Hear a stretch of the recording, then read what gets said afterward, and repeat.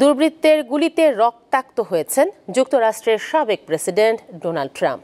পেনসিলভেনিয়ায় নির্বাচনী সমাবেশে তাকে লক্ষ্য করে কয়েকটি গুলি করা হয়। একটি গুলি ট্রাম্পের ডান কান ফুটো করে বেরিয়ে যায়। তিনি শঙ্কামুক্ত রয়েছেন, তবে প্রাণ গেছে একজনের। পুলিশের গুলিতে এক হামলাকারীও নিহত হয়েছে। এ ঘটনার নিন্দা জানিয়েছেন প্রেসিডেন্ট জো বাইডেন।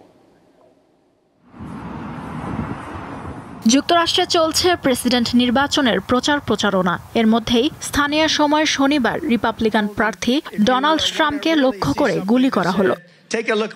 পেনসিলভানিয়া নির্বাচনী সমাবেশের কাছে একটি একতলা বাড়ির ছাদ থেকে ট্রাম্পকে লক্ষ্য করে বেশ কয়েকটি গুলি চালানো হয়। প্রায় প্রত্যেকটি গুলি লক্ষ্যচ্যুত হয়, তবে একটি গুলি সাবেক প্রেসিডেন্টের ডান কান ফুটো করে বের হয়ে যায়। তবে ট্রাম্প শঙ্কামুক্ত আছেন বলে জানিয়েছেন চিকিৎসকরা। তবে সমাবেশে অংশ নেওয়া একজন প্রাণ হারিয়েছেন, গুরুতর আহত হয়েছেন আরও 2 জন। তাদের অবস্থা আশঙ্কাজনক বলে জানিয়েছে গোয়েন্দা সংস্থা। আইনশৃঙ্খলা রক্ষাকারী বাহিনীর গুলিতে এক হামলাকারীর প্রাণ গেছে।